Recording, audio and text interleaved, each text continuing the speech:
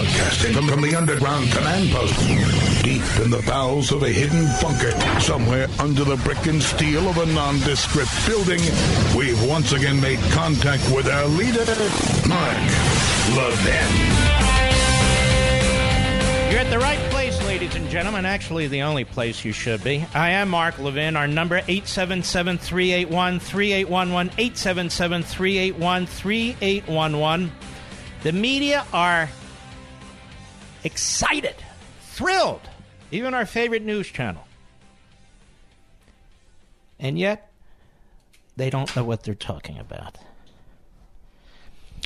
You know, I was asked to go on my buddy's show tonight, Hannity, and I said no, because I'm working on my book and so forth.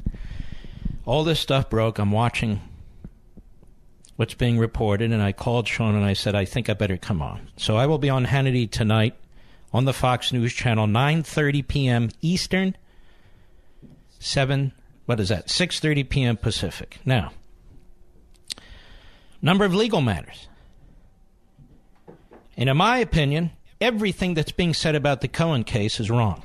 And remember who Cohen's lawyer is, Lanny Davis, who hates Trump, who is a Hillary consigliere.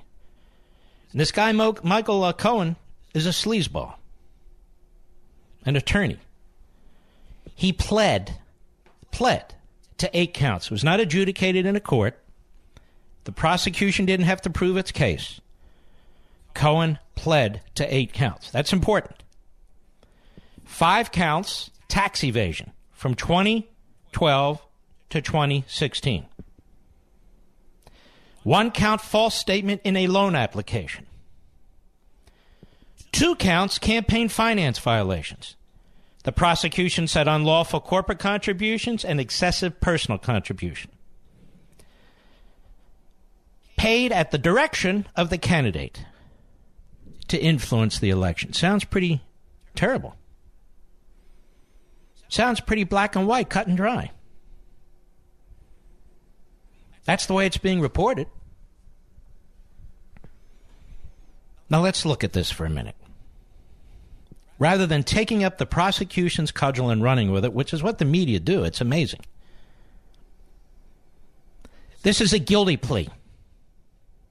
It's not an adjudication. Prosecutors and Cohen cut a deal. It's a plea bargain. It's not a precedent. It won't be cited for anything. Nobody cites plea bargains for precedent. They obviously had more on Michael Cohen, or Michael Cohen wouldn't have cut a deal. Cohen cut a deal.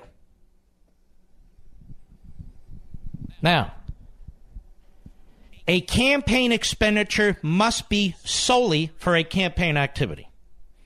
It must come from a campaign activity, not an activity that occurred before the campaign. A candidate who spends his own money, or even corporate money, for an event that occurred not as a result of the campaign is not making a campaign expenditure. Now, let me give you some examples. Let's say a candidate had said, and was a big businessman, we owe vendors money. There's some dispute over this. Let's get them paid so it doesn't look bad for my campaign, and so I look good. Or let's say he settles a lawsuit that was initiated before the campaign or outside the campaign, but he doesn't want it to be an issue during the campaign, and he says to his lawyer, let's go ahead and settle that.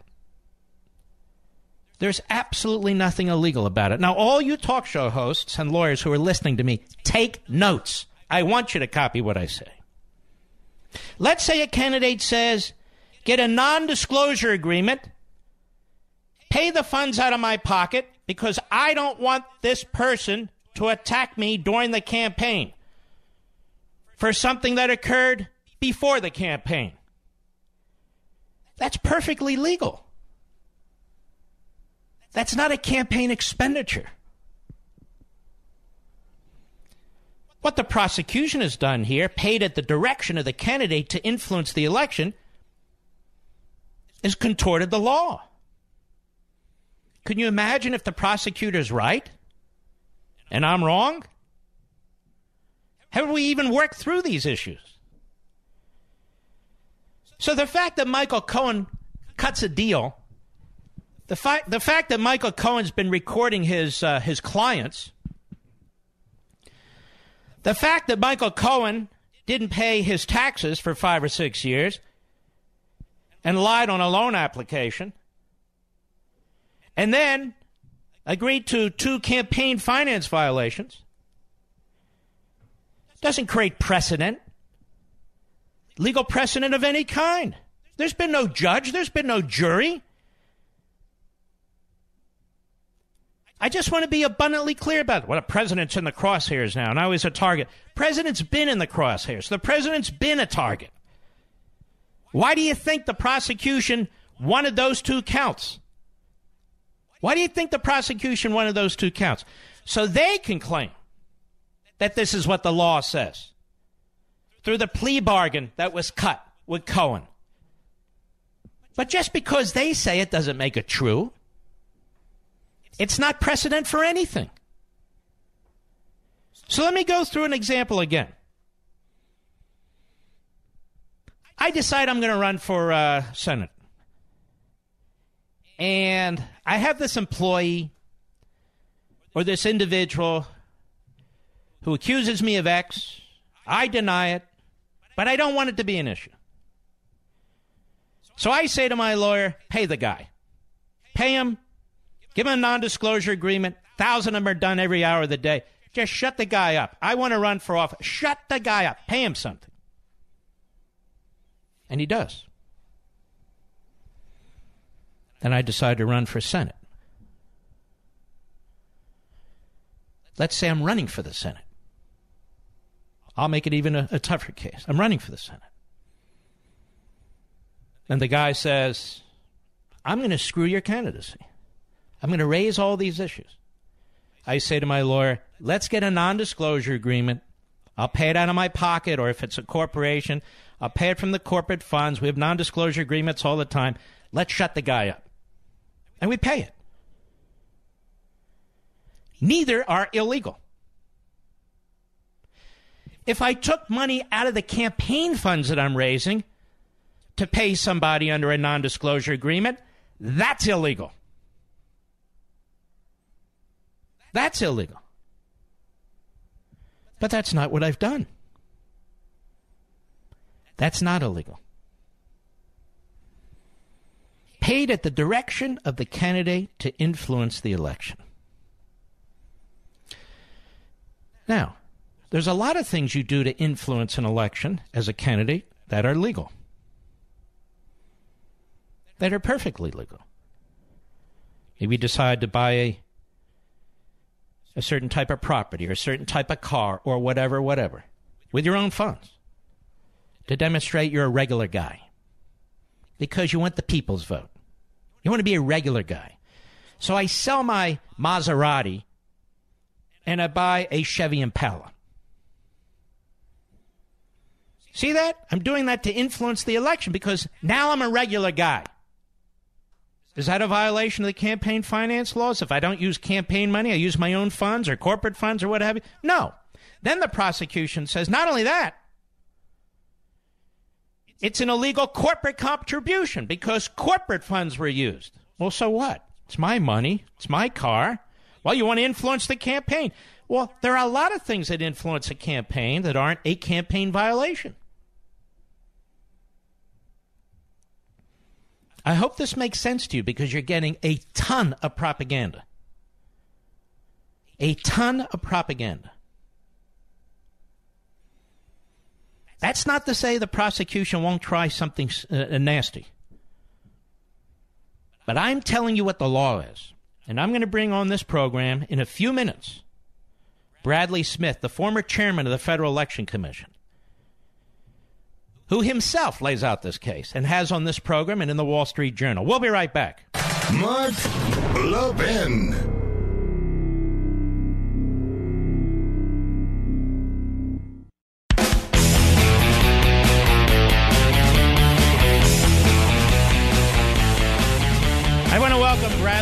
guest of the program, former chairman of the Federal Election Commission, law professor now. How are you, sir?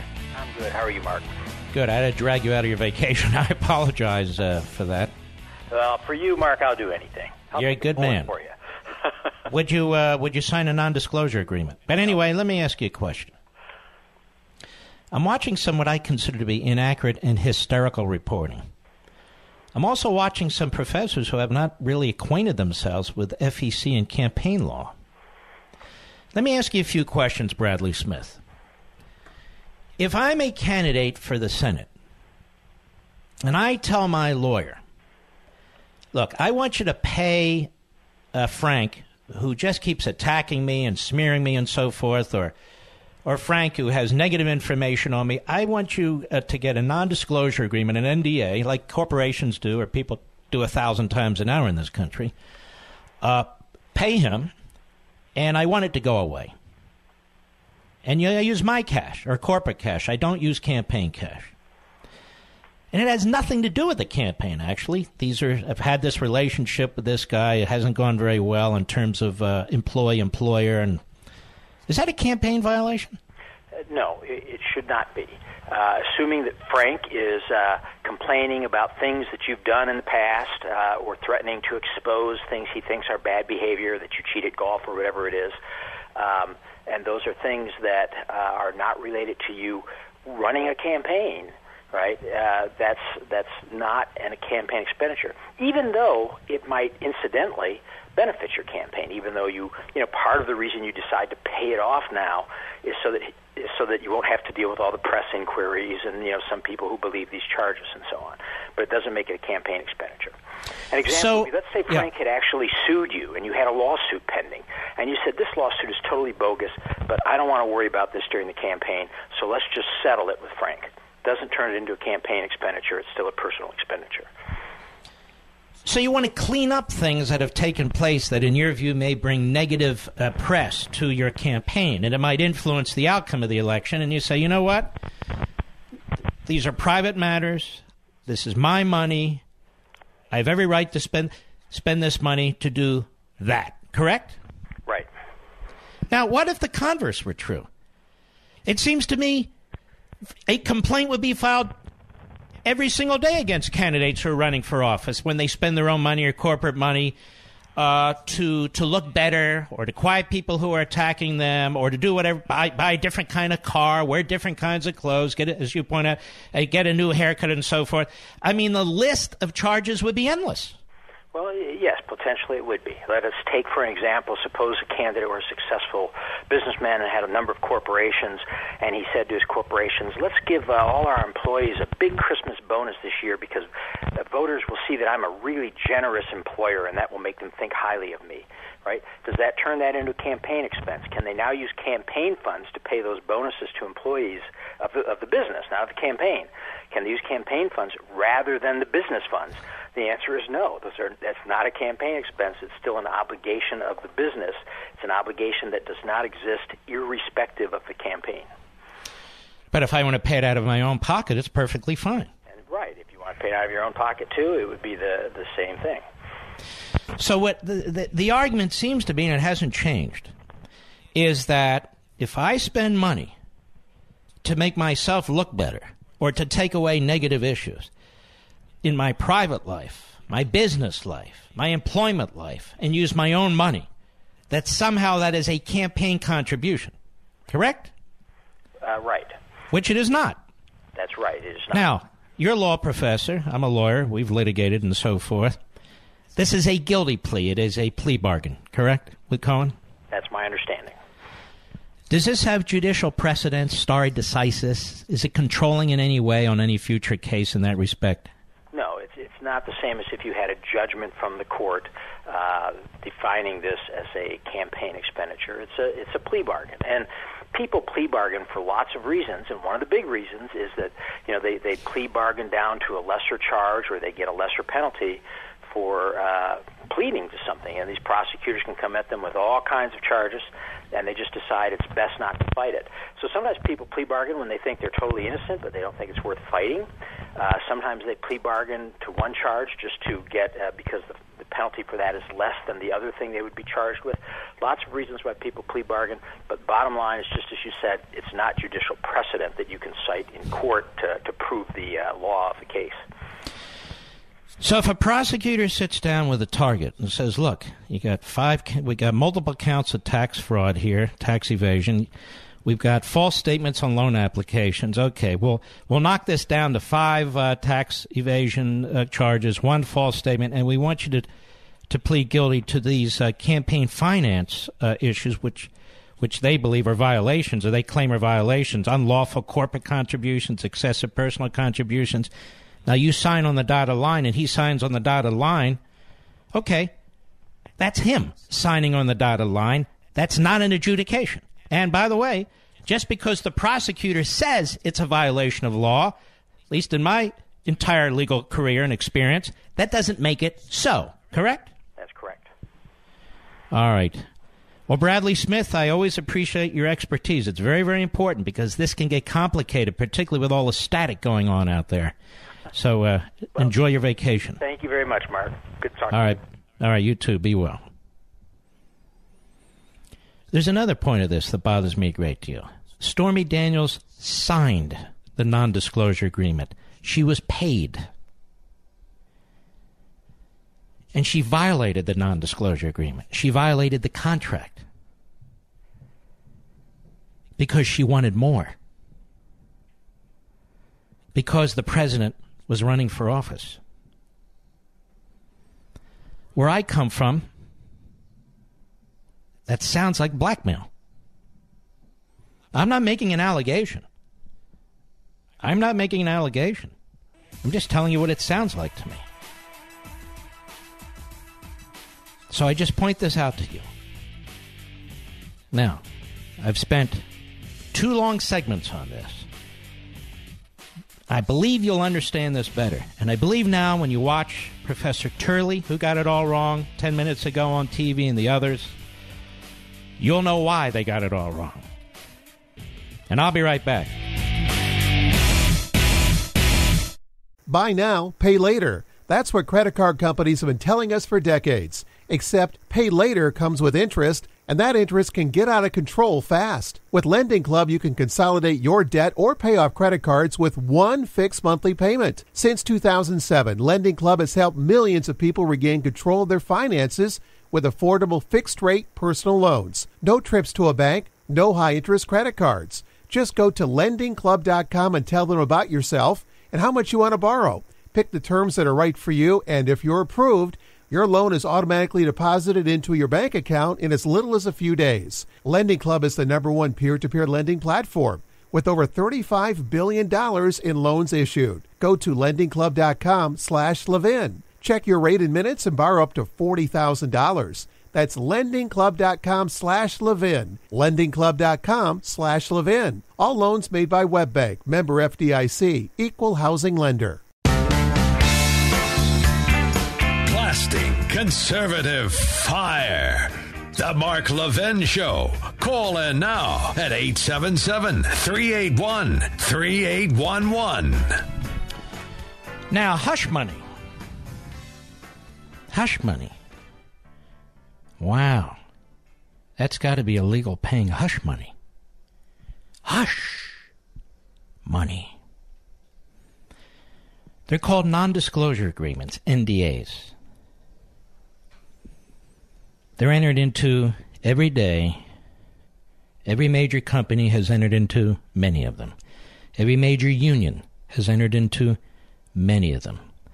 I dare say the DNC and the RNC has entered into many of them. In fact, every one of these news organizations, when people leave, I'm sure they've required to sign non-disclosure agreements, NDAs. In fact, I'm sure the Southern District of New York has probably required employees who leave to sign NDAs or paid them hush money. Call it hush money, call it whatever you want. They're legal contracts. They're perfectly legitimate. There's nothing nefarious about them. Many of you have signed employment contracts. You have a non-disclosure provision in them. You have a confidentiality provision in them. Stormy Daniels signed a nondisclosure agreement, and she violated it. She decided she signed it under duress and she wanted more money.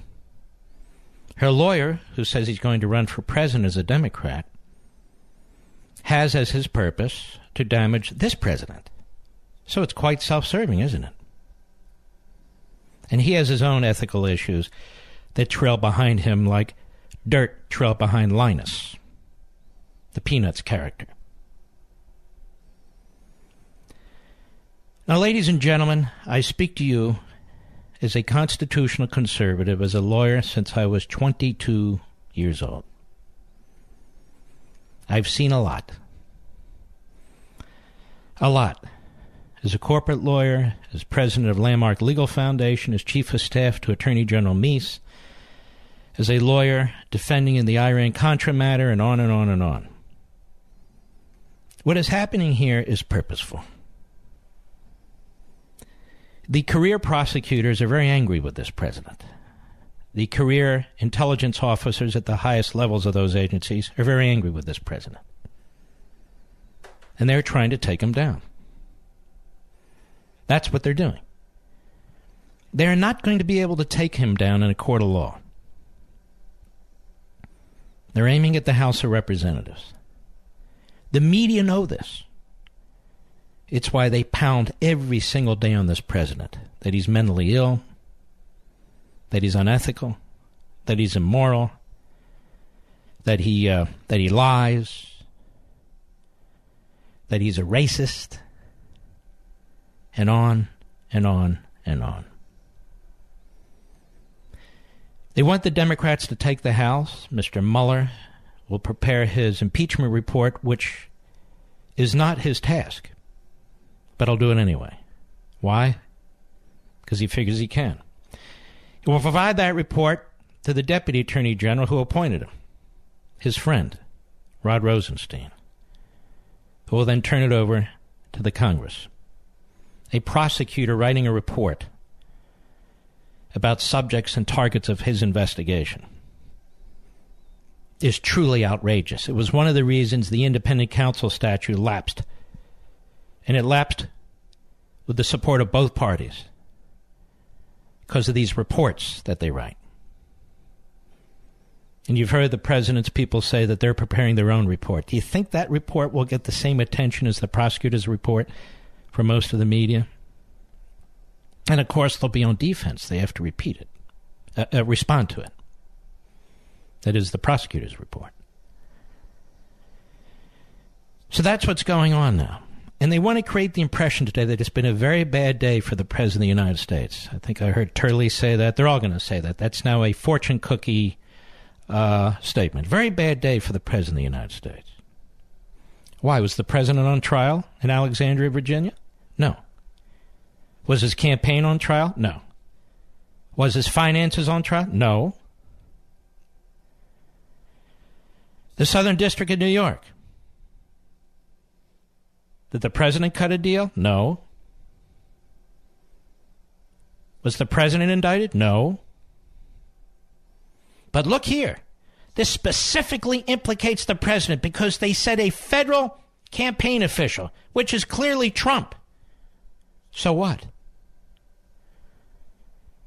So what? So the prosecutor got the deal he wanted from an unethical lawyer who's taping his clients, who hadn't paid his taxes for 5 or 6 years,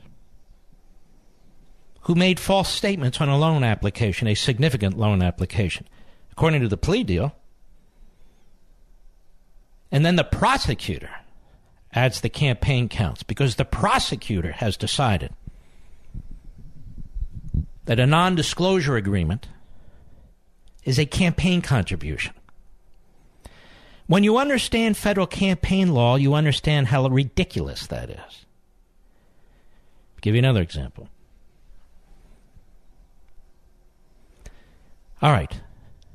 I'll back where Brad Smith kind of pointed out. I'm in this terrible lawsuit.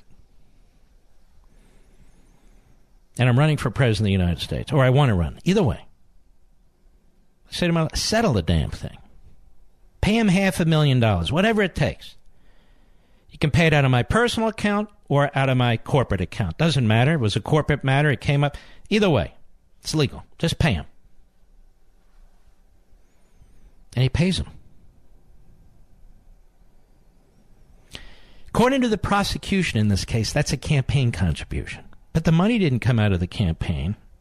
No, but you wanted to make yourself look good. Well, I'm allowed to settle a lawsuit whether I'm running for president or not. That's not the law that I can't. Well, you exceeded the campaign finance limits. Well, I'm not making a contribution to my campaign. But it doesn't matter. You're trying to influence the outcome of the campaign. Well, you're allowed to influence the outcome of a campaign. Right? You're allowed to clean up a mess. You're allowed to do all those things. The campaign law doesn't say you're not allowed to influence the outcome of a campaign. There's certain things you are prohibited from doing as a matter of law. And settling a lawsuit so you look better or having a nondisclosure agreement executed is not a campaign violation. Money didn't come out of the campaign. And the issues that are being resolved precede the campaign. They precede the campaign. Now, Rudy's doing his best to explain this, but Rudy and the other lawyers don't understand this law. Lanny Davis says today he stood up, his client, and testified under oath that Donald Trump directed him to commit a crime by making payments to 2 women. You see that? Pretty intelligent. So now we have a conga line of people speaking on cable, network, satellite TV, who know nothing about the law. Nothing. Nothing. And it's being spun and spun and spun.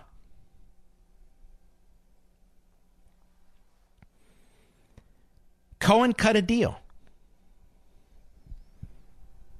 Cohen broke the law. Cohen failed to pay his taxes. Cohen pled to 2 campaign violations. How stupid is that? But maybe he had to, because maybe there were 20 tax evasion charges that the prosecution was going to bring. Who knows? Now we have reporters commenting to reporters who don't even take the time to learn the campaign finance laws. They just rush to the TV studio, rush to the TV cameras. It's like talk show hosts and radio, rush to the microphone. It's a bad day. Well, it's not a great day. But Trump is not specifically dragged into the Cohen case as a matter of law. I mean, prosecutors can do what prosecutors do. That can get messy. But he has no control over that, the president. Point is, he didn't break the campaign laws, regardless of what Michael Cohen pled to. And regardless of what the prosecutor said. And said what Michael Cohen pled to. I hope this is clear. I'm trying to make it as clear as I can without getting too legalistic. So these NDAs are signed all the time, and they're perfectly legal. And they're legal if you don't use campaign money, and if this didn't arise as a result of a specific campaign activity, and none of it did. And none of it did. Now, I know other talk show hosts listen to this show. I know in the Washington area, senators, congressmen, and people at the White House listen to this show. I know even liberal reporters listen to this. We want to know what the other side thinks. You know, that's how they view us. But I happen to be right. I'm not discussing this as a partisan. I'm discussing this as a lawyer. A lawyer who has studied this for the last several months, knowing something like this was likely to happen. A lawyer who has experience dealing with an independent counsel, among others. To just keep bringing people in who write columns, who broadcast, who are supposedly reporters, they keep commenting on this as if they actually know something, surmising, suggesting, implying, is really unfortunate for the American people. We'll be right back. Mark Levin.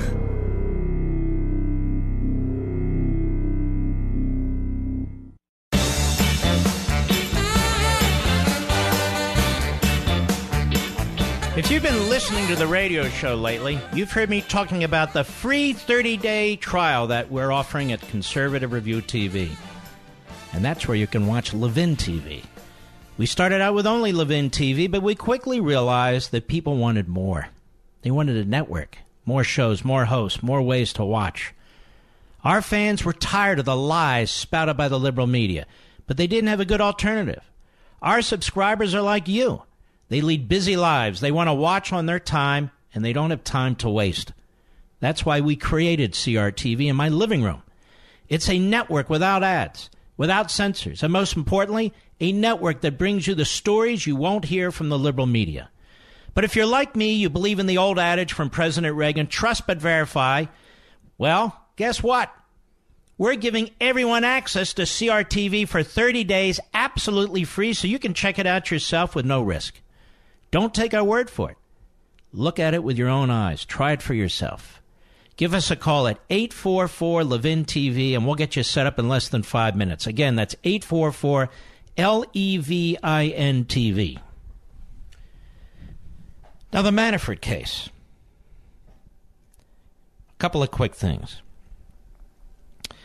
18 charges, guilty of 8 counts, and a mistrial declared on 10 other counts. This is why a prosecutor throws all this stuff against the wall.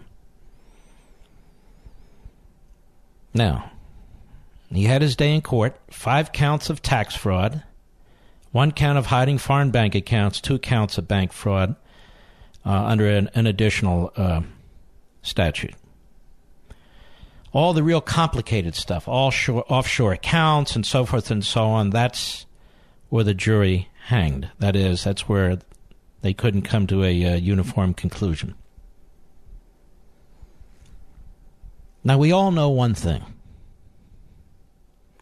Paul Manafort wouldn't even be in this situation, but for the fact that he was Donald Trump's campaign chairman for 4.5 months. That doesn't excuse anything. I'm not a special pleader for him. I'm just making a point. These charges affect decisions Manafort made years ago. It's not like they didn't know he existed. Some of the information had passed through the Eastern District U.S. Attorney's Office in Virginia. Some of them had passed through the FBI's hands already.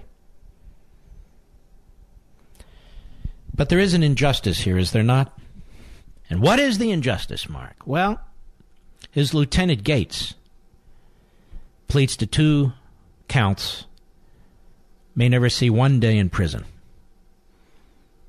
Yet a complete sleazeball, crook, and all the rest of it, confesses it on the stand. Manafort never confessed anything. He's fought this every step of the way. What's interesting, again, about the commentary in the media, if those 8 counts were so black and white, that there was really no defense, then why wouldn't Manafort have cut a deal? Maybe he will in the next week or 2. But why wouldn't he have done it earlier? It's a lot to think about. One of the things I do, and I would encourage you to do, is not accept the arguments, the points, the propaganda even, that comes through your television screen immediately. Because these people don't know any more than you do. You don't have to accept their speculation, and we're seeing the speculation all night tonight. Particularly on the Cohen case. That's not news, it's speculation. It's innuendo. It's predictions, prediction making. Fine, you can do that by yourself. You don't need help. But I just wanted to point a number of these things out to you. And you're going to see some of these professors who you've been citing in the past, who are Democrats and so forth, they're going to get it wrong. I heard Turley, good guy, nice man. He's wrong on this campaign finance stuff. That's not to say prosecutors won't pursue these things. They do make an important point, or Brett Baer did, which is there's nothing in this agreement that compels Cohen to assist the prosecutors. Okay, fine. The problem with all this is the president has not committed any offenses. The Mueller investigation proves it. The Mueller investigation proves it, which is why they're trying to catch him in a legal trap. A little too cute and clever. If they actually had a crime on the president, you'd know about it already. So they want to create one. And if he doesn't talk to them, they'll write about it anyway. He shouldn't talk to them, but I'm saying they're intending to write about it anyway. Now, is that justice? That must be a great way to run an office if you're a prosecutor. Hey, look, we can't get the guy, the President of the United States, to testify. We'll say what happened. Well, he had his chance. Not really, because you're trying to set him up. You're not pursuing the truth. You're pursuing the president. The Cohen case all day long. This guy is a disgrace. He will lose his law degree not just because he pled guilty. He is taping his clients. He's taping his clients. Those of you who've dealt with lawyers, can you imagine if they're taping you and to have that information on hand just in case they need it? Well, how are you supposed to have a lawyer? How are you supposed to have representation? How are you supposed to explain your situation to a lawyer? And by the way, particularly if you're a criminal defendant, how are you supposed to do these things under our system? They're being bulldozed. They're being rolled over. And the media doesn't even care because they want Trump and anyone associated with Trump. It's terrible. More when we return.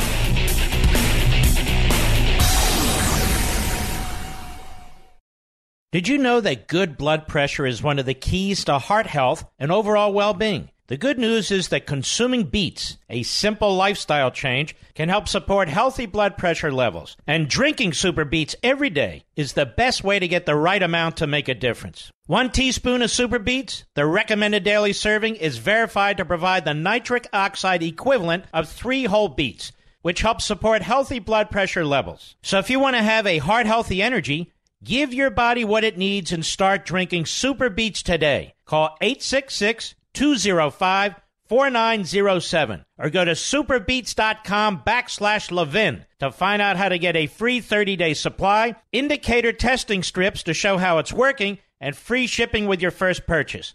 Call 866-205-4907 or go to superbeets.com/Levin. That's superbeets.com/Levin today. He's here. He's here.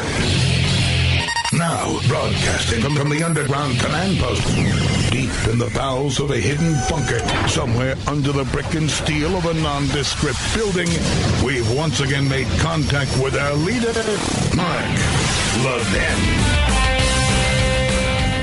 Everybody, Mark Levin here. Our number 877-381-3811, 877-381-3811. I often think to myself, can you imagine the number of FBI agents and other federal investigators and prosecutors that are being used to chase this president and his staff? Can you imagine what good they would be doing if they were chasing real criminals? Now, ladies and gentlemen, Molly Tibbetts, her body was found today. She was murdered. She was 20 years old, a college student, in the middle of Iowa. She was out for a run. She was chased down by an illegal alien. Been in this country 6 to 7 years. Maybe he's a dreamer. She must have been so scared, so frightened.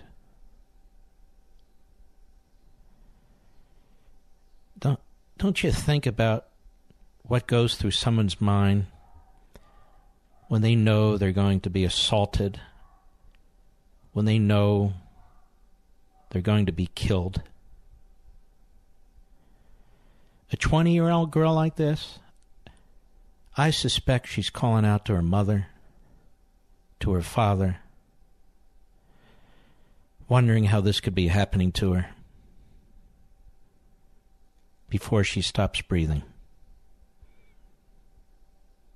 You wonder how he killed her last moments, not because it's ghoulish, but because you're so furious. Another human being snuffed out. When people come into this country illegally, the moment they step into this country, they have little respect for the rule of law because they just broke it. Obviously, and I have to say this because my words will be twisted, all people who come here illegally don't kill. The vast majority don't, but that's not the point. Molly Tibbetts would be alive today but for the fact that this illegal alien was in this country illegally. Well, Mark, citizens commit crimes. I understand that. Molly would be alive today but for the fact that this illegal alien killed her. Here in brief is what the police chief had to say. Go ahead. We have confirmed with Homeland Security investigations that he is an illegal alien, and we believe he has been in this area now for 4 to 7 years. What led you to him? How did you come into contact with him? How did he get on your radar? Well, during the investigation, we reached out to the public, as you well know. And during our neighborhood canvass, we came across an individual that had security cameras. We took those cameras. He was kind enough to give us the footage from it. And through that, we were able to identify a vehicle that we believe belonged to Mr. Rivera. It was a black Malibu. And from that, we're also able to find Molly running on this video. And we're able to determine that he was one of the last ones to have seen Molly running based on the video, again, that we were able to seize from the general public. Now, we don't have all the audio, but I did see the police chief say further that the illegal alien confessed, that he said he drove alongside Molly for a period of time. Then she pulled out her cell phone and told her to stop following him or she'd call the police. She then ran to take off to run away from him, and he ran after her and tracked her down. After that, he says he blacked out. He blacked out. And you know what's going to happen a week from now? She's going to be all but forgotten. Others will be on TV telling you it could have been a citizen, an American citizen, a naturalized citizen who did this. What are you blaming illegal aliens for? They're going to tell you, we don't need a wall. We don't need any further security. That most of the people who kill are not illegal aliens. I don't care if most of the people who kill are not illegal aliens. The fact is, this illegal alien did kill. And somebody's little girl would be alive, enjoying life, 20 years old. She had 60, 70 years ahead of her. And you see the pictures of this young girl. She is beautiful. She is precious. She's full of life. She's full of energy. She's smiling ear to ear, not bothering anybody. A joy, no doubt, to her family. Snuffed out just like this. And we keep playing politics about American security. We keep playing politics about securing the border. Because the Democrats have decided that the only way they can win office and hold office is by importing as many people as possible, chain migration, babies in this country, do whatever has to be done, accuse those who want to ensure that people who vote have the right to vote, accuse them of voter suppression. Get as many felons and former felons as possible to vote. Lie through their teeth during the election. And so be it. So be it. Molly Tibbetts, I just cannot imagine what she was going through in the moments before she died. I cannot imagine what her mother and father are going through right now, and her brother and her boyfriend. Now, our President of the United States is a very compassionate man. He has talked about this issue over and over again. And he cannot convince the Democrats, and he cannot convince enough Republicans to secure this border and to begin deporting people who ought to be deported. And the American people have had enough of this. And I, for one, am sick and tired of Mitch McConnell getting a pat on the head as this great majority leader in the United States Senate, and I don't think he is at all. I don't think he is at all. He can't get so many of these things done. And these are important things. So, Molly isn't the first, and she won't be the last. And it's a damn shame that this light of life was snuffed out by an illegal alien. I'll be right back. Mark Levin.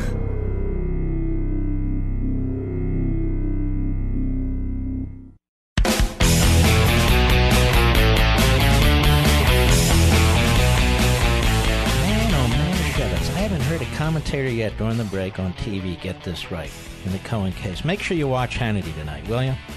I think it's very important. As I say, I'll be on at 9:30 p.m. Eastern Time, which obviously is 6:30 p.m. Pacific Time, and all kinds of other times all around the country and all around the world. The special prosecutor, there's nothing special about Mueller, quite frankly, has admitted that the Department of Justice policy does not enable him to indict or seek the indictment of a sitting president. That was in that New York Times article over the weekend, and that's now generally understood throughout the media. I made this point 18 months ago. It was dismissed. I made it again 10 months ago. It was dismissed. Then I made it 6 months ago. People started to think about it. Then I started reading the 2 memos from the Department of Justice on air, as well as the regulations that apply to Mr. Mueller as an employee of the Department of Justice, which he must comply with. And then, as typically happens, I'm just walking you through this, people start repeating it. And then citing themselves as the source of the information. It's the damnedest thing. But you Levinites know better.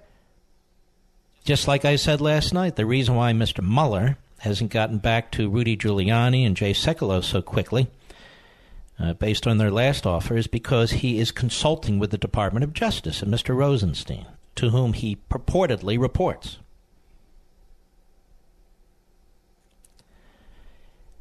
This is why I will go on TV tonight, quite frankly, even though I had other things to do, because I think it's important to talk about the Michael Cohen case. The reporting isn't reporting at all. It's blabbermouths who don't know a damn thing going on and on and on. Lawyers, professors, prosecutors, former, I guess. Same thing. But I know what you did there in the Southern District of New York. I'm on to you. I know exactly what you did. Let me raise another point with you. This is important. One of the many reasons that the president must not comply with any subpoena brought by a rogue prosecutor who seeks to eviscerate our constitutional separation of powers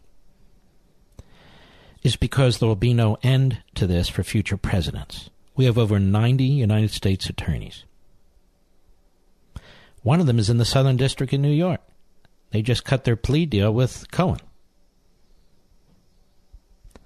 What if he wanted to issue a subpoena for the president's testimony based on his interpretation, wrong as it is, on campaign finance laws? And Mr. Mueller wants to subpoena the president to ask him questions about Russia and why he fired his dear friend James Comey. Let's say there is an immigrant or an illegal immigrant who brings a lawsuit of some sort under DACA. You can go on and on. The mind boggles. The president can't answer a subpoena that has as its purpose not to glean information, but to set a legal trap. Because there will be no end to this for future presidents. The office of the presidency will be severely damaged. This was understood by the Department of Justice, and has been for 45 years. 45 years. It didn't start with Trump. These rules weren't made because Trump got elected and somebody wanted to protect Trump. No, it was understood they needed to protect the office of the presidency. From what? From whom? From a rogue prosecutor like Robert Mueller. Now, why am I bringing all this up? Because this case in the Southern District of New York underscores the point that the president should not reply, or if he's going to reply, maybe with executive privilege or something like that, but substantively reply with testimony or anything of that sort, because there'll be no end to it. It sets a very, very bad precedent, particularly in this case, since he hasn't committed any offenses. He hasn't witnessed any offenses. They're trying to concoct them. They're writing their impeachment report. And under our system of government, since when does a prosecutor write an impeachment report? Isn't that shocking to you? It's shocking, isn't it? Is the prosecutor political? Well, then why is he writing an impeachment report? An impeachment report? So the prosecutor is going to write what he thinks he found. A president that's given 5 different answers for why he fired Mr. Comey. Therefore, if we were able to indict a sitting president, sure we would indict Donald Trump for obstructing justice. If he were to give testimony, it would be inaccurate testimony, be conflicting testimony that would conflict with Don McGahn, or maybe conflict with this one or the other one, and so forth. Obstruction of justice. Who the hell wants to see that as a system in our government, a system of government? It's not supposed to be. Barack Obama never faced any of this. Why? Because he was pure? No. Because they liked him. The bureaucracy liked him. The media liked him. Democrats liked him, and Republicans were scared to death of being called racist if they criticized him. They never had to face anything like this.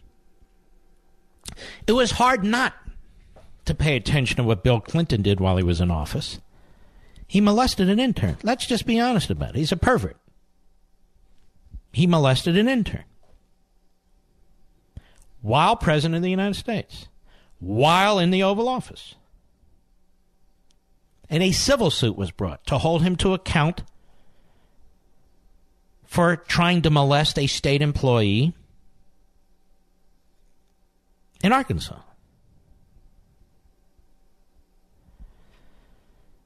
And so here's the difference. This president hasn't done anything in office that's even been unethical. And in the case of Stormy Daniels and the other lady, Playboy, I think she is, I don't remember, to be honest. They signed nondisclosure agreements. They have violated those agreements. If anything, the president has the right to bring cases against them. But he wants it to quiet down for political reasons, obviously. But in the case of Stormy Daniels' lawyer, he doesn't want it to calm down. He already told you he's running for president in 2020. That's what he told you. He's running for president in 2020. In other words, he plans to run against Donald Trump if he gets the Democrat nomination to run against president. So for him, this is a hobby horse, if you will, the Stormy Daniels case. Rather self-serving. There'll be many arguments that can be made in civil court against what Stormy Daniels is trying. I would move for summary judgment just based on the fact that this is all a political gimmick, that in fact it is Stormy Daniels who violated the nondisclosure agreement and tried to shake down the president for more money.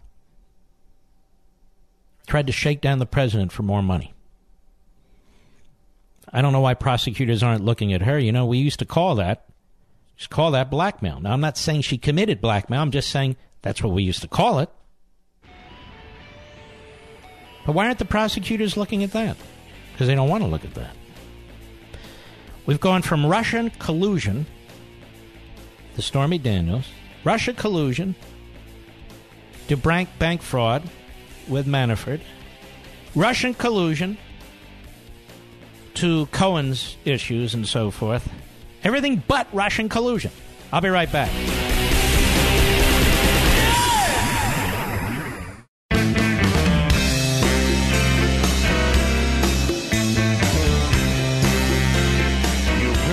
Lady Liberty? Well, this is Mr. Liberty, the Mark Levin Show. Call him now at 877-381-3811.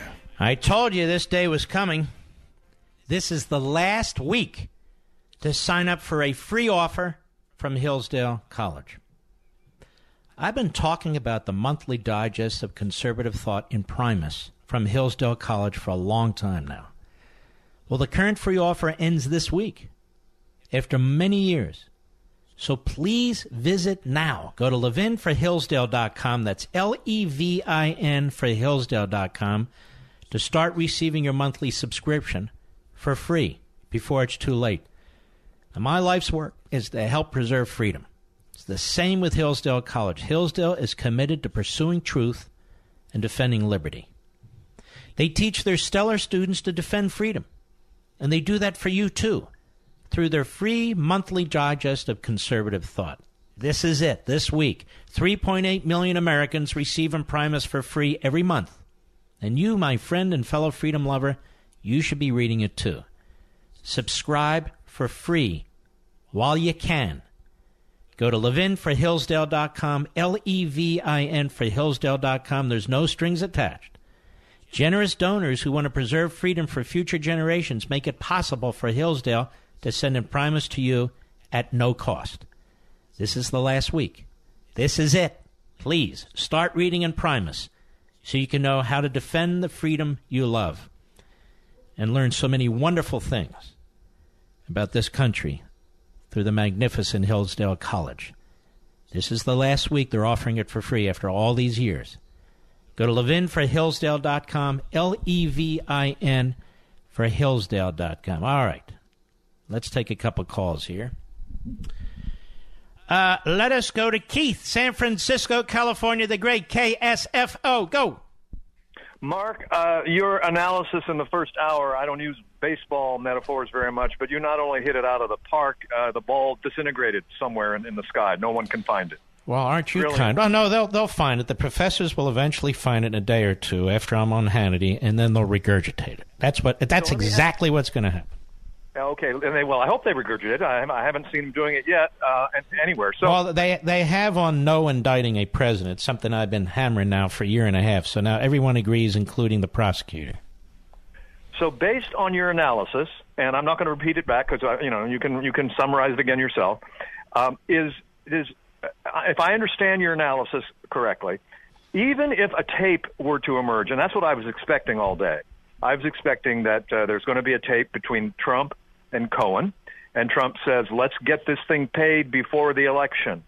Let's just make that scenario out there. So what? As long as yeah, okay, that's what I thought. So let me get right to the point then, because you Yes. got a lot of other callers, and I don't. It's all right. Relax. Slow down. Okay, I'll slow down. Is Donald Trump today, based solely on this matter and the Cohen matter, and based solely on the latest developments in this matter, is Donald Trump any more susceptible or vulnerable today to a subpoena on this matter than he was yesterday? Well, I don't think so. I mean, the same arguments would apply to a subpoena out of the Southern District of New York that would apply to Mr. Mueller. And as a matter of fact, Keith, I think the argument would be strengthened. He goes into court, eventually the Supreme Court, and says, look at this. I'm the President of the United States. I got a subpoena over here. I have a subpoena over here. What's next? A subpoena over there and a subpoena over there? They are making it impossible for me. They are burdening me beyond belief to be president of the United States. I'm the only president. It's not like there's 100 senators, 435 members of the House, 1,000 federal judges, 9 Supreme Court judges. I am it. And then cite the memos from the Department of Justice that have made these points. I think the reason why Mueller has concluded that he cannot indict a sitting president, honestly, is because I found those 2 memos a year and a half ago. I've been waving them around. Senior official at the Department of Justice said, well, there they are. They've been in existence, the first one for 45 years, the second one for 18 years. We haven't changed them in any respect. They lay out the constitutional arguments. They lay out the statutory arguments. They lay out the common sense factual arguments. All you have to do is say, brief by President of the United States, attached, and attach them. And Mr. Mueller is compelled to comply with them. So if this really was a subpoena where he needed to gain information to determine whether to prosecute other people or something like that, he'd have an argument. It would still fail. But that's not what he has here, Mueller. And in the case of the Southern District in New York, what I'm telling you is this. They agreed, Mr. Cohen agreed to these counts, 2 of which involve federal campaign violations, based on what the prosecutor said the law is. You know, a lot of us would be in jail if prosecutors get the final say on what the law is. This isn't the Soviet Union. They don't get the final say. They don't get the only say. So this wasn't adjudicated. And I'm telling you, based on my reading of the campaign statutes, based on what the former chairman of the Federal Election Commission said, who wrote the regulation? Who wrote the regulation? I'm saying this prosecutor is a joke.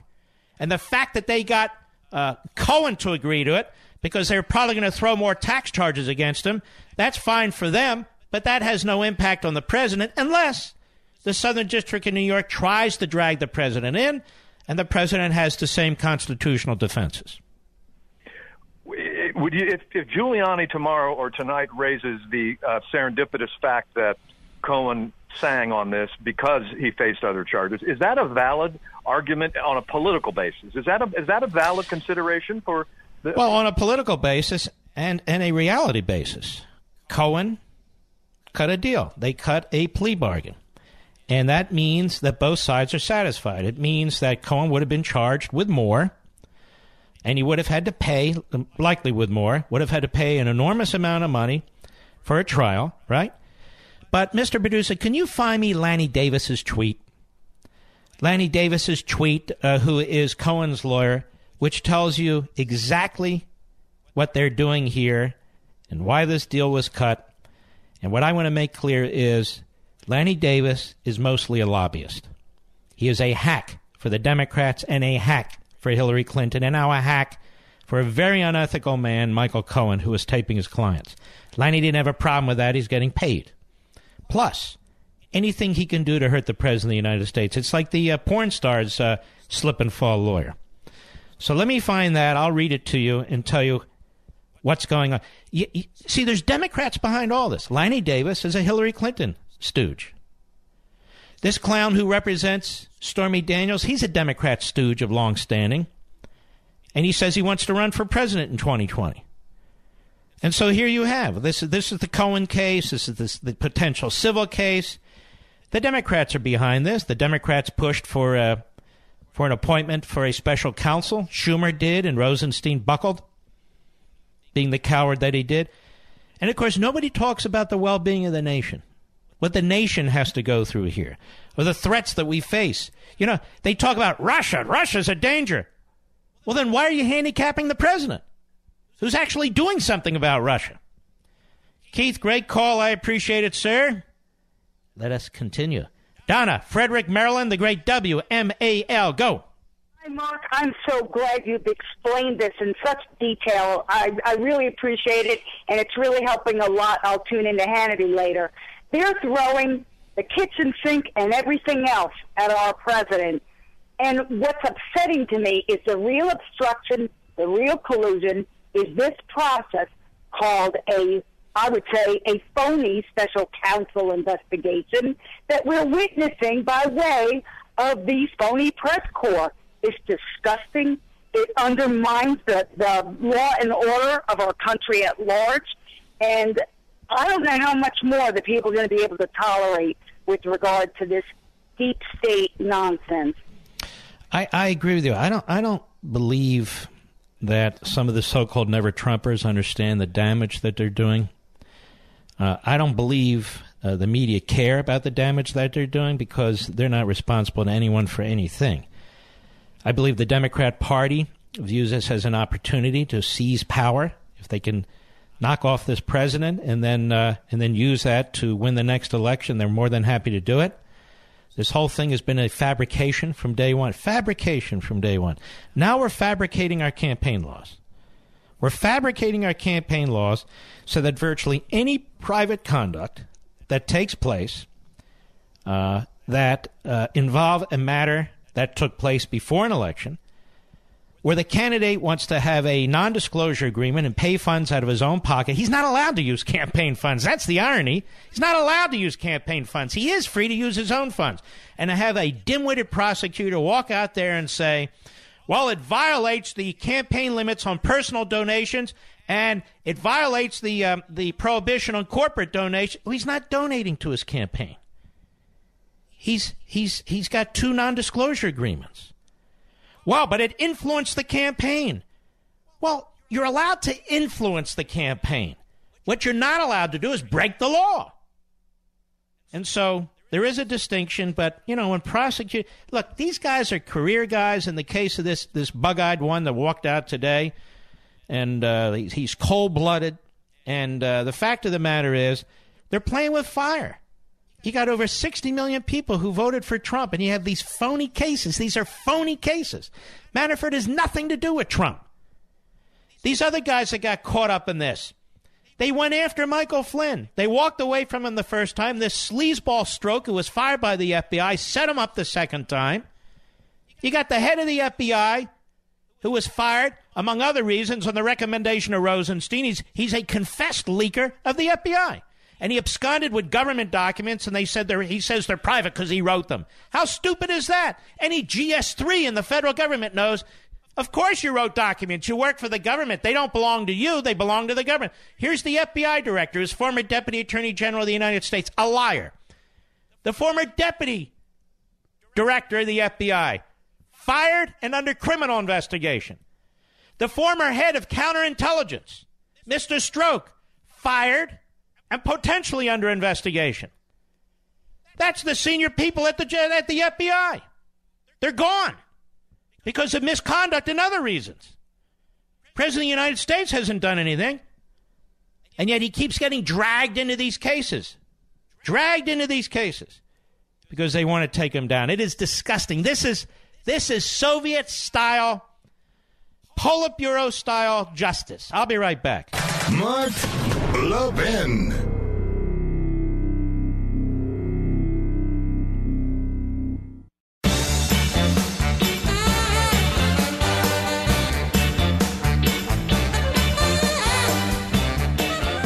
All right.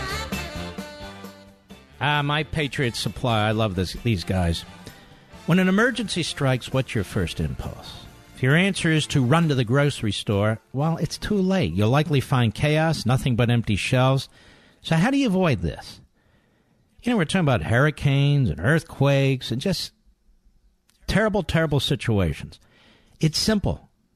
You use today to make a plan, to prepare. One practical place to start is storing up food in your home, like I do. Oh, it's true. I trust and use My Patriot from My Food Storage. You can too, so you'll be ready for earthquakes, hurricanes, long-term power outages, and more. Let me tell you something. Last year it was a horrible hurricane season. And I brought my parents from southern Florida back to Virginia. We had special food, just in case, our storage food, our lights, and all the rest. Even in Virginia. You just never know. It's not a kook thing. It's a responsible thing. I'm not going to rely on FEMA. I'm not going to rely on my local grocery store. They have family members, too. They can't get to work. The truckers can't get the food in. It just depends on the weather. You have to be responsible for yourselves. So you can be ready too. Now, here's a great special that makes it simple. Each person in your household should have a 2-week emergency food supply for My Patriot Supply. These kits are only $75 right now, and they contain 92 servings of breakfasts, lunches, and dinners. So you should take action. Protect yourself and your family. Do the responsible thing. Call 800-294-2325, 800-294-2325, or go to my website, preparewithmark.com, preparewithmark.com. That's our special website. The food lasts up to 25 years in storage. Meals come packed in a rugged, slimline tote, too. Only $75. Rest tonight knowing you're prepared for tomorrow. Order your food kits at 800-294-2325 or go to preparewithmark.com. One more time, 800-294-2325 or preparewithmark.com. All right, so Lanny Davis, let's see what the clown had to say here. 1 minute here, I'm looking.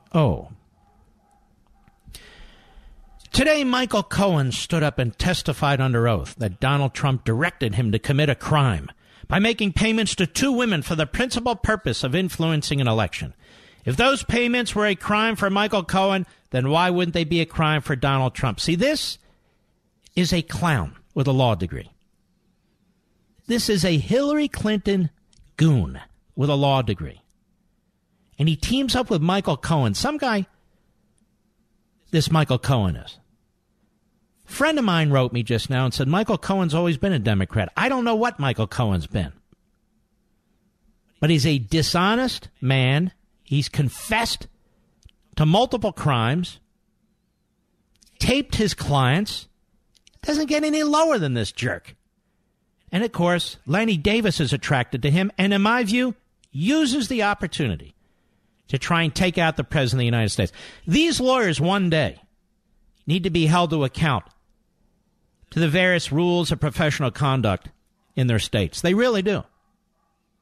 You got one clown who represents Stormy Daniels. He says, I'm going to run for president in 2020, and uses her basically as a hobby horse in order to advance his cause. You've got this other clown, Lanny Davis, who is a Hillary Clinton goon, who suddenly winds up representing the president's former private attorney. How did that happen?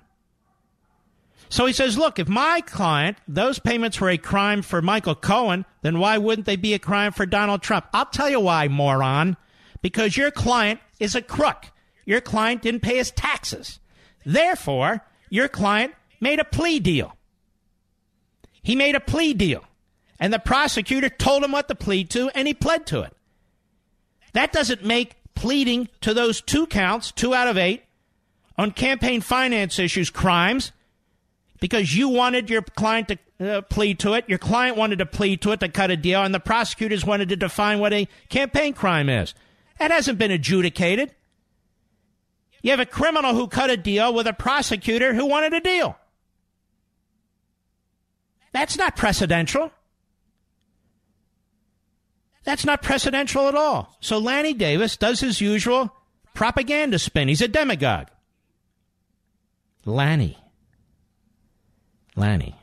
you're such a jackass. You've always been one, quite frankly.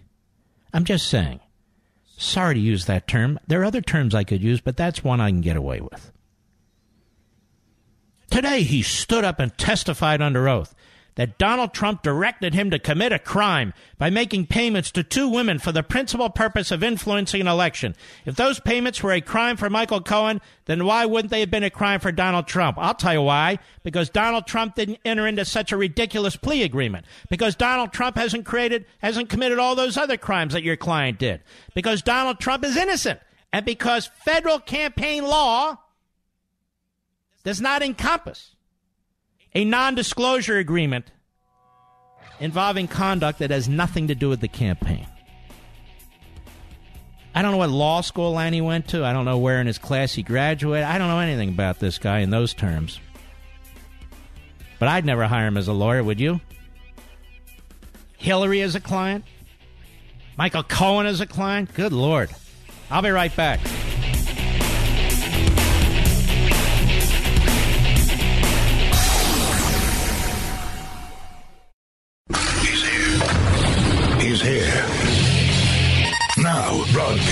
From the underground command post, deep in the bowels of a hidden bunker, somewhere under the brick and steel of a nondescript building, we've once again made contact with our leader, Mark Levin.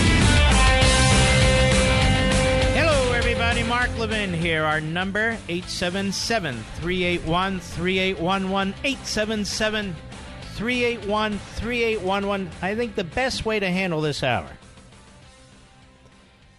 rather than get into new subjects, is to take your questions or your points respecting Cohen or the Manafort case or subpoena and so forth, so we can clarify and perhaps expand upon some of these points.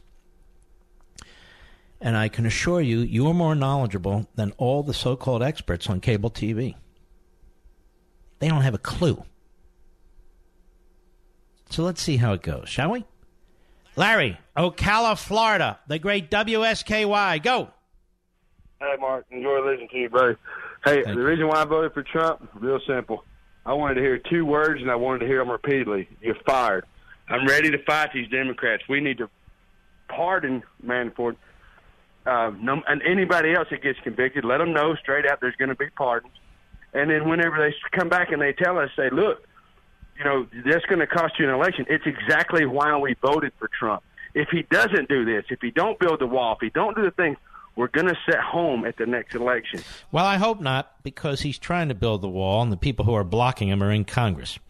You know, I pointed this out during the summer, during the Republican primaries, when the president was saying, I'm going to build a wall, the Mexicans are going to build the wall. And I tried to point out, no, the Mexicans are not going to build the wall. And we need appropriations. So we need as many Republicans who will support us as possible in Congress, because the president can't build the wall himself. That's all come true because it's all common sense. And so the bottom line is, you're in Florida, you got to ask Mr. Rubio if he supports building the wall. You got to ask everybody running for office if they support building the wall, and what steps are they going to take to advance that agenda, whether it's a wall or a double-edged fence, whatever the physical barrier and personnel requirements are, the president knows. Are they going to do it or not? Now, this poor girl, Molly Tibbetts, was murdered in cold blood in the middle of Iowa. 20-year-old, beautiful young lady, snuffed out by an illegal alien. And you're going to hear the left say, well, you know, give you statistics. It's nothing to do with it. This is a human being. She was killed by an illegal alien. She wouldn't have been killed but for that illegal alien in our country. And they claim to have compassion for human life on the left. Show me, where is there compassion for human life, Larry? Is it in abortion? Is it protecting the American citizenry? Is it securing the border? Is it backing the cops? Is it supporting the United States military? They're all there to protect us. Well, I tell you, Mark, for myself, I'll rely on myself to protect myself. I'm not relying on any of them. I don't trust too many. This is a 20-year-old girl. She couldn't rely on herself to protect herself. You and I can. But there's a lot of people out there who can't. Well, I understand what you're saying, Mark, but back to the Rubio point. Hey, Rubio's got to go. I moved to Florida for the sole purpose to vote against Rubio. I moved from Huntsville, Alabama. I've talked to you several times. Well, unfortunately, you weren't in Huntsville, Alabama to vote in the last election. Well, the problem is, I mean, I can't believe what my guys in Alabama did. I can't believe that they voted that swamp creature in. But the truth is, when you're in Alabama, and this is what's happening to us across the country, we're having the Democrats come into the Republican Party. If you run as a Democrat in Alabama... Wait a minute. You have an open primary system in Alabama, or they do? Well, it's not that they have the open primary system. It's that nobody's going to vote for a Democrat. So what happens is the Democrats start saying, oh, I'm a Republican. Oh, I see. So basically what's happening is you've got guys claiming to be conservative, you know, Mo Brooks is one of them. I like Mo Brooks. He's quite good, actually. Talks a big game. And what do you want Mo Brooks to do? I think Mo Brooks has been quite good. He's challenged leadership. He's voted the right way on taxes. He's voted the right way on budgets. I don't know what else Mo Brooks can do. Well, hey, him and the other guy voted for Boehner. Our two guys, our delegation from Alabama, could have took Boehner down. And they voted. Nah, Boehner was not going to go down until Meadows did what he did, and Brooks backed him. All right, I don't want to get into all this. You've got a pretty tough test there, Larry, but Mo Brooks is a terrific conservative in the House of Representatives, and if he doesn't measure up, we can never win. Thank you for your call. Joe, Tyler, Texas, the great KTBB. Go. Oh, my gosh. I want to talk to you. My pleasure. Thank you. I have a stupid question. No, I missed your show a few days ago. Yeah. And it's about the whole basis of all the investigations being based on a phony FISA warrant. Why can't that all be thrown out of court like it would be if it was Miranda law? Well, it's not all based on the phony FISA warrant. My understanding is they didn't get anything off the FISA warrant. It is the fact of the FISA warrant, the fact that the court would approve such a warrant, the fact that the FBI and the Department of Justice would present an application that didn't include the fact that the Hillary campaign and the DNC funded the dossier that was used as, among other things, but primarily the basis for the warrant. That's the problem. And really nothing has come out of that FISA investigation, even though it was extended 4 times. This is why Mr. Mueller is roaming around the country looking for anything and trying to set up the president with a legal trick. It's disgusting. It is disgusting. The whole damn thing is disgusting. All right, man. Thank you for your call. I mean, even if you disagree with this president, I mean, do you like the Constitution? Do you believe in separation of powers? Do you believe that the FBI was out of control? The FISA court was misled? These are facts. Facts. All right. Jim, Boise, Idaho, Sirius Satellite, go. Hey, how are you doing today there, young man? Young man, I wish. I'm fine. How are you? Good, good. Hey, a couple things. Our buddy, old Lanny Davis, you know, when you talk about the plea that was given today, a couple things kind of jumped out at me. First off, I think the deal was obviously made by Lanny Davis. He sat down with the prosecutors, went through all the stuff, and they picked the finance stuff because it means nothing. Everybody, I've been listening to people all day long. It's not, they didn't break any laws. I mean, one guy after another. No, one guy after another is not saying that. One guy after another on the finance laws is saying it directly implicates the president. That's why I've been spending, 2 hours explaining that it doesn't. So I'm going to go on Fox tonight and explain that it doesn't, because people are going on there and saying absolutely the wrong things. What I'm saying is there's no laws broken there. That Trump did, that there's nothing that implicates. What they're saying is they are broken and that Trump participated in it. I'm watching it right now. I'm listening to it all night long. And we agree. I totally agree with you. What I'm saying is that if you look at the charges that he came up with, he came up with the only one that meant nothing. It doesn't mean anything. So then you got to ask yourself, why did he come up with that charge? All right, sir. Thanks for your call.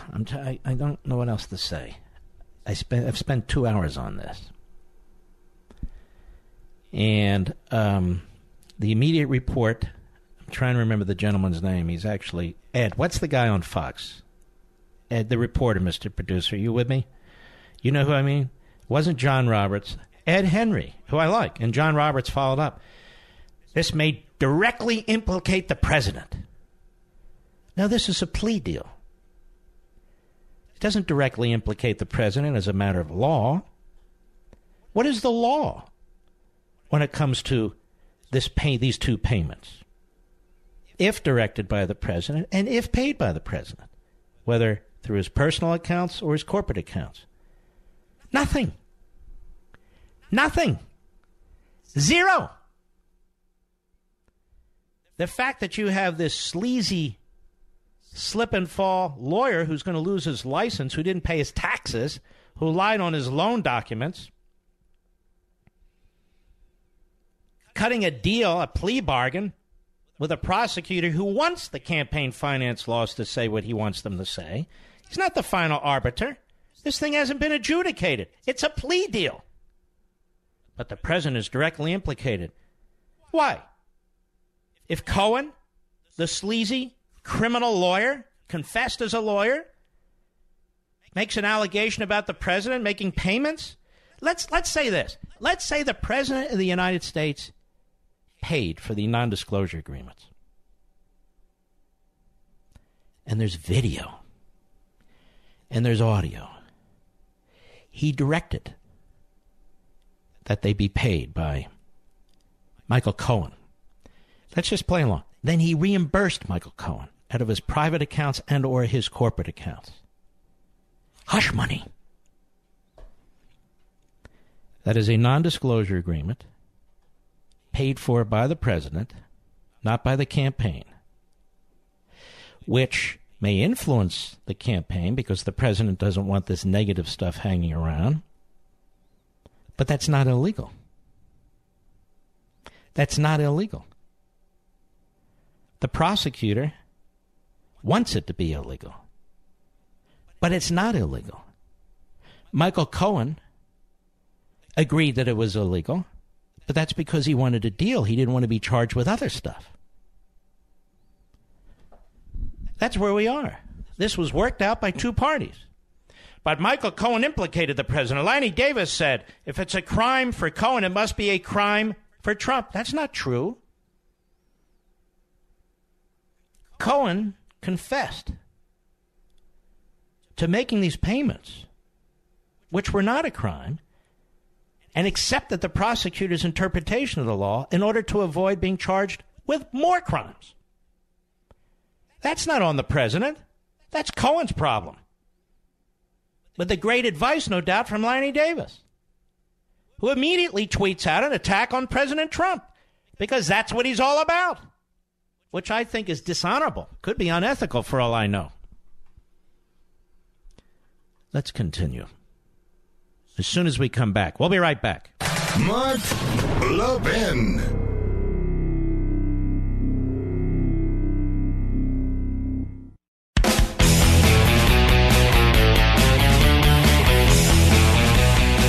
Paul Manafort found guilty of 8 counts, mostly bank fraud. Remember all those foreign accounts? Remember all the testimony there? Remember the focus on that? Fact of the matter is, none of that mattered. None of that was relevant. Those were 10 counts for mistrial. Manafort will now be tried in the District of Columbia. They're trying to get him to squeal about something. Anything. I mean, I don't know. You step back and you look at this. You know, my first candidate in the Republican primaries was Ted Cruz. I had to come around to support Trump, which I did in early September for the general election. I came around. I encouraged you, as you know, to vote for him, to stop Hillary. The president gave a magnificent speech at Gettysburg. He put out his list of judicial nominees. He said a lot of things that were very solid. And I said, well, why wouldn't we vote for him? Let's vote for him. Let's support him. And the president of the United States, Donald Trump, has been far better than I could have ever dreamed. I've told him this myself. In so many areas, he's been superior to anybody else. He's fighting like hell to secure the southern border. He's resisted. He's fighting like hell to get originalists on the courts. He's succeeding. He fought like hell to cut taxes. He succeeded. I wish they would have cut individual tax rates too, but he got what he could. He's slashing regulations like no president in American history, driving the left nuts because that's how they control us most of the time. He's building up the United States military, which Obama and McConnell eviscerated. China's on the rise. Russia's on the rise. The rest are on the rise, and he's confronting them. Finally, we have a president who respects our police officers and all law enforcement. I disagree with him on tariffs, as you know. I agree with the way he's punishing China with tariffs. They're the enemy. That's a different story than, say, Canada or Japan. But fine. When President Reagan in 1986 signed his amnesty bill, I disagreed with him, and I was part of the administration. He was still a great president. Donald Trump will be a great president. I've come to that conclusion over the course of the last year or 18 months, 15 months. But what bothers me the most are these efforts, these sleazy efforts to get him impeached now. It's all about impeachment. The Southern District of New York is conducting itself in an incredibly political way. The same reason when they went after Dinesh D'Souza and put him in prison for 20 months for a minor campaign violation that they never enforce in that way. Paul Manafort, guilty. 8 counts today, 8 out of 18. Still going to be tried in D.C. Why? Why? He was doing this stuff, whatever that stuff was, for years. Why? Because he was on their radar. He was the campaign manager to the president. And his deputy, a confessed crook,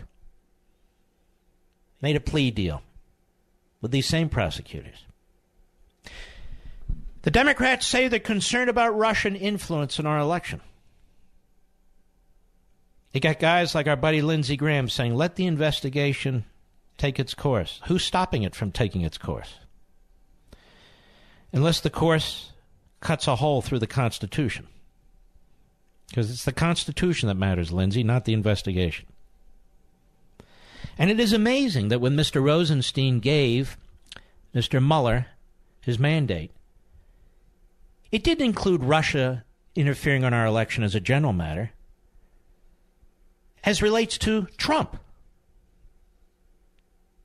And so Mr. Mueller, in the meantime, subsequently has been expanding his investigation into all kinds of stuff.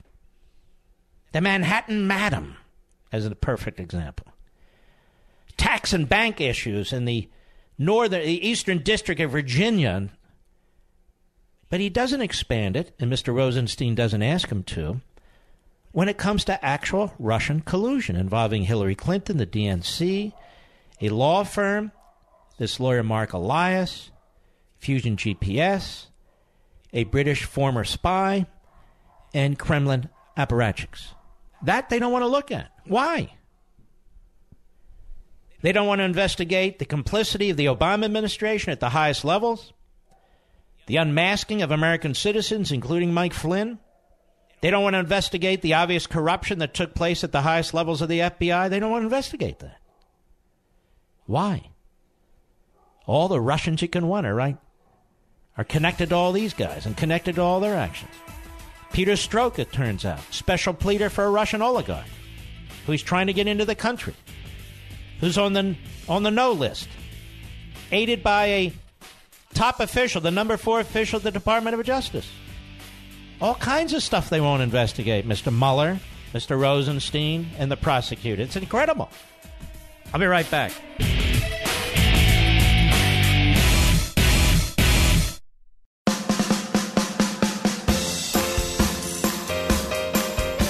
Mark Levin, a champion of freedom. You know, you're one of the greatest champions of freedom in this country, if not in the English-speaking world, Mark. Call Mark at 877-381-3811.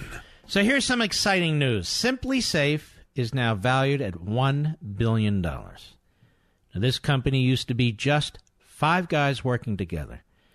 The founder only started the company because he wanted to help his buddies who were burglarized. Now it's worth $1 billion. Simply Safe protects over 2 million people, including my family.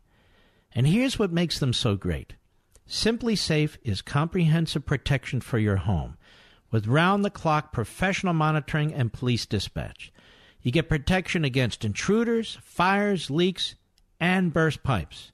Simply Safe keeps working during power outages, downed Wi-Fi, even if a burglar smashes your keypad. Now, the system's easy to use. It's incredibly intuitive, and it takes just minutes to set up. With Simply Safe, there are no contracts or hidden fees. You get cutting-edge technology.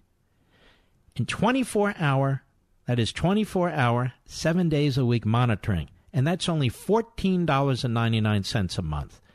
CNET, PC Magazine, and the Wirecutter all named Simply Safe their top pick for home security. Order your Simply Safe system now at simplysafemark.com, and my listeners get free shipping and free returns. So that's simplysafemark.com to protect your family and your home right now. simplysafemark.com.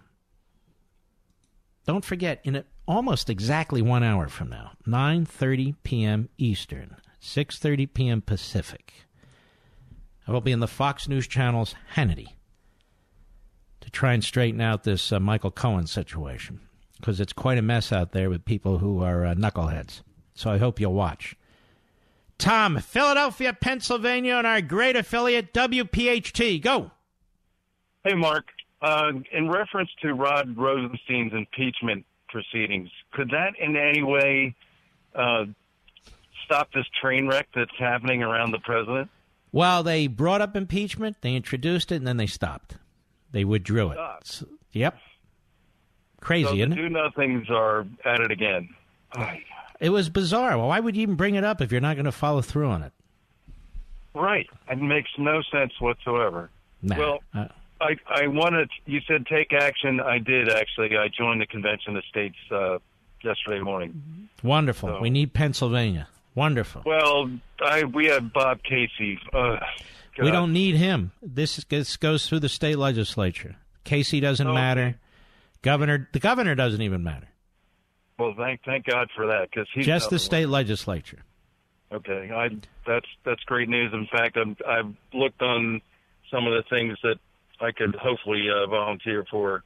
I thought your show on Sunday night was so spot on. It then got me into action. So. Well, thank you, and I hope you'll watch our show next Sunday night. I'm not going to announce it till later, because if I do, then all these other shows steal the guests, and we're sick and tired of that.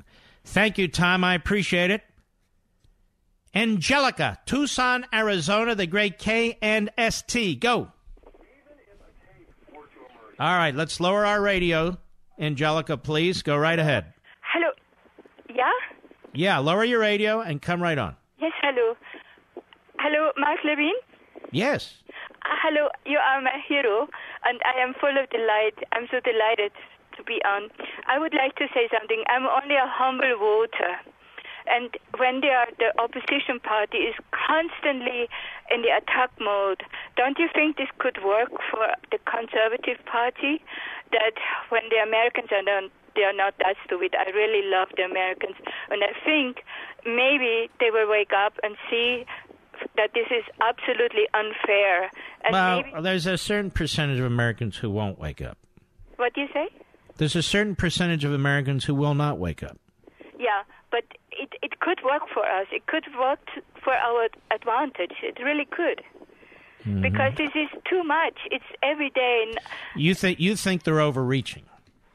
Yeah, I do. Well, I hope you're right. Time will tell.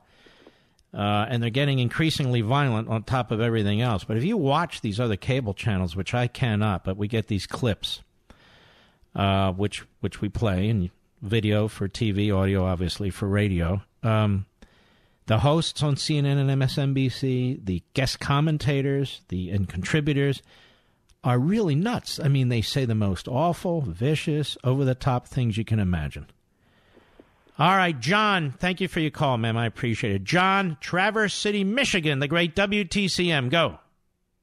Yeah. Hi, Mark. What I was wondering was in the Manafort case, if he can appeal, and if part of that appeal, his accomplice that testified against him was a proven liar.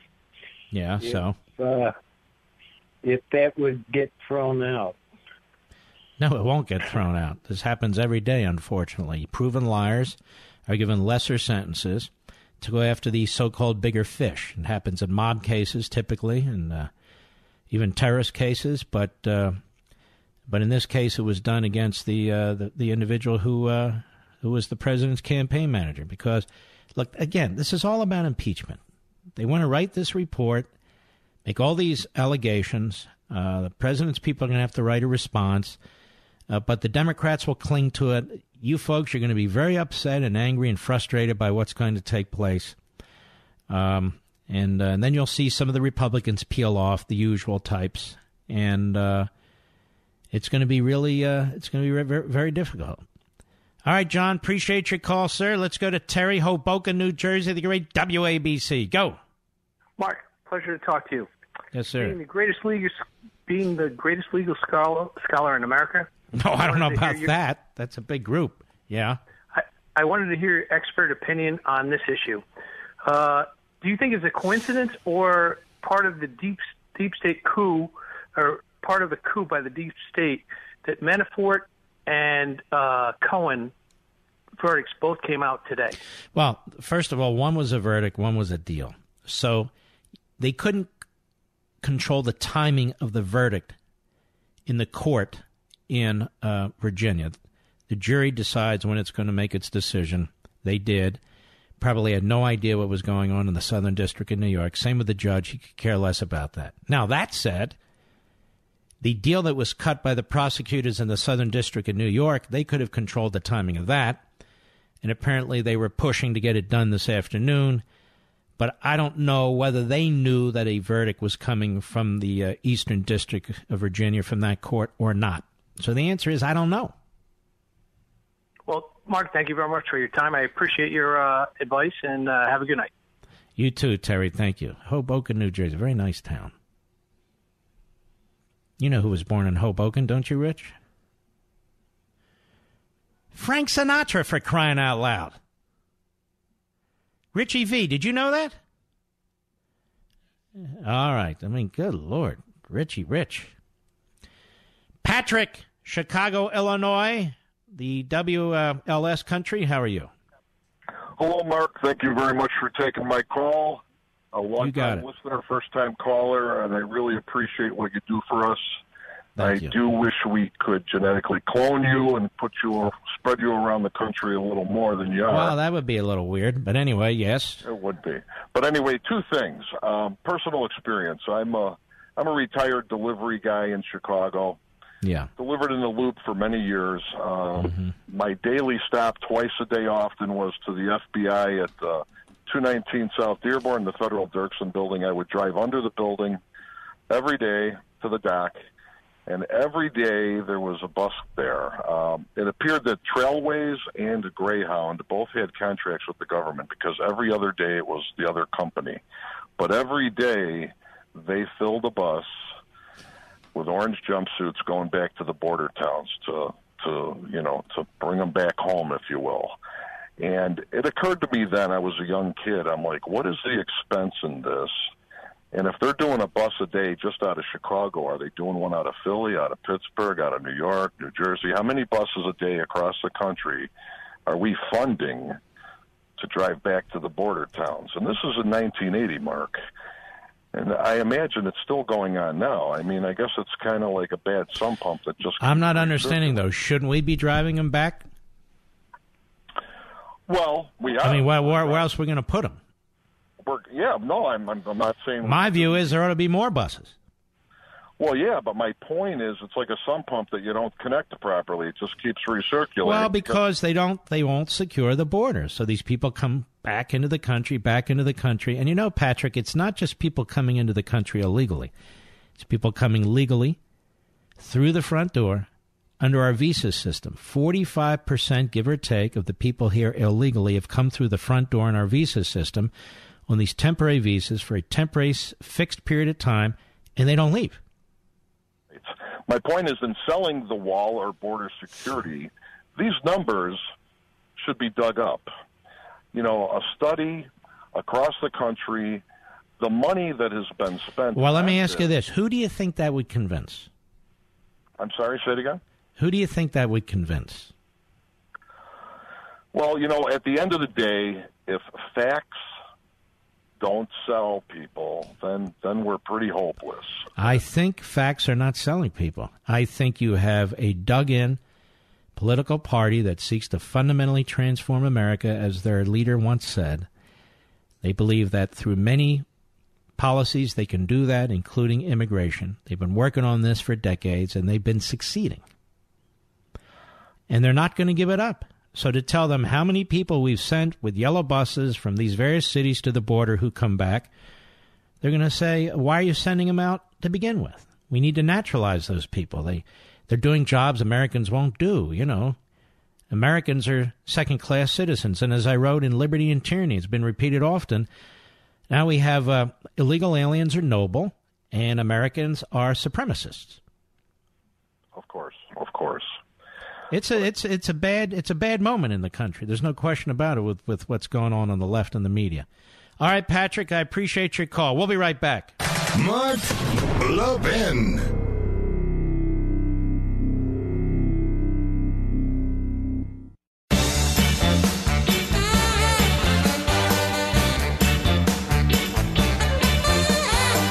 I will be sprinting from my current bunker to the Ronald Reagan studio bunker as soon as this program is over to be on the Hannity program on Fox in approximately 40 minutes. I hope you'll check us out 9:30 Eastern, 6:30 Pacific, where we'll try and straighten out this Michael Cohen situation, as people are sounding quite foolish, actually, and we need to try and deal with that. You know, I was sent a note from our friends at FilterBuy from a new customer, and here's what it said.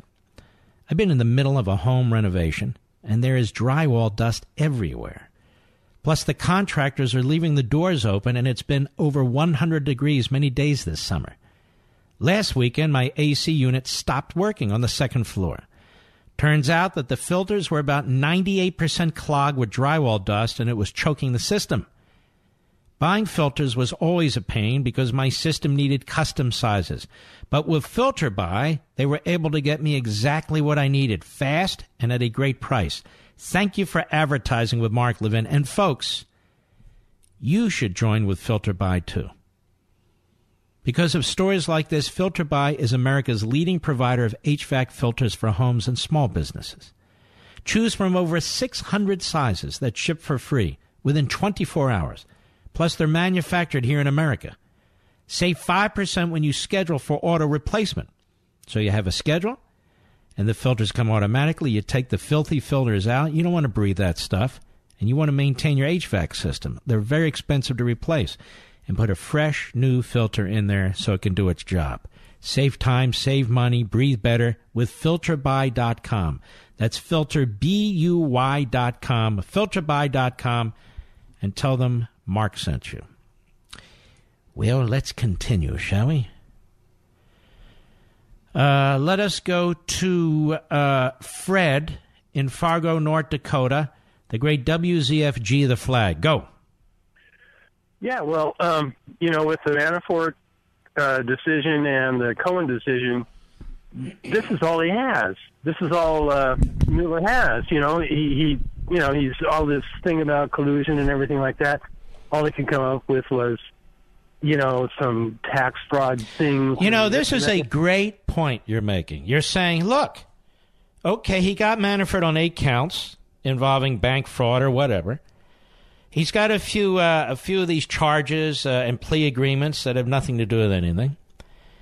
Then they got the Michael Cohen thing in the Southern District of New York, which I've explained why that legally is not harmful to Trump, even though it could be a pain in the neck if the prosecutor's out of control.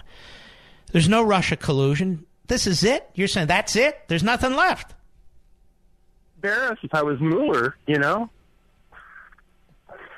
It's a great point. And so the goal here, you see, is to trick the president in an old-fashioned game of gotcha.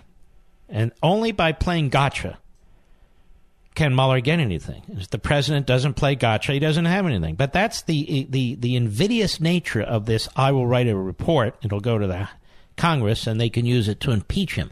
I mean, it's just outrageous. It is. It's all this money spent, everything, all the time, all the resources used and everything like this just to get these two people that have nothing to do with Russian collusion. What does that play in? It doesn't.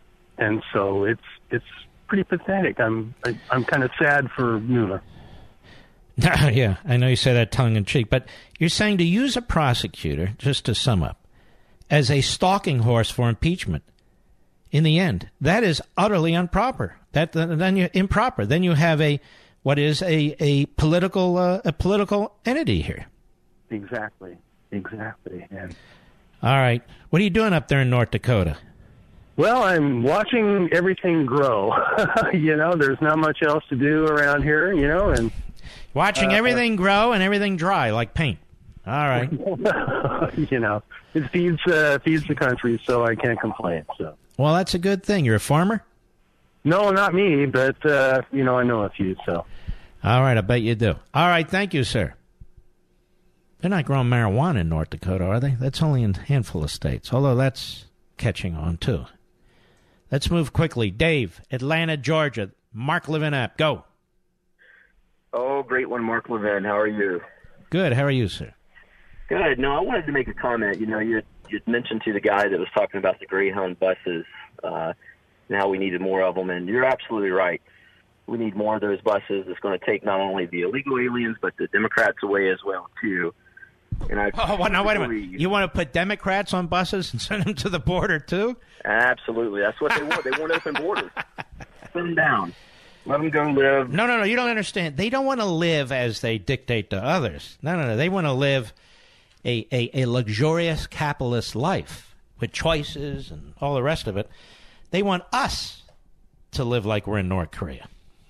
To fundamentally change America. They call the Constitution a living document, not a final document. They call illegal aliens undocumented. I was watching the news, and this poor girl that was killed by an illegal alien, they call them undocumented. They don't want to admit what it really is.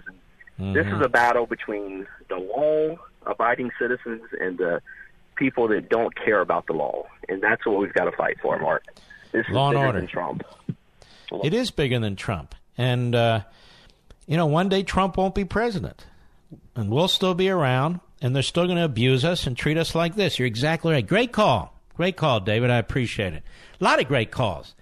Ladies and gentlemen, I'll see you in 30 minutes on Fox, on the Hannity TV, 9:30 p.m. Eastern. We salute all you heroes out there, and thank you for all that you're doing. Check out Levin TV tonight. It's a brand new, and I think you're going to love it. All right? See you in 30 minutes. Have a great night.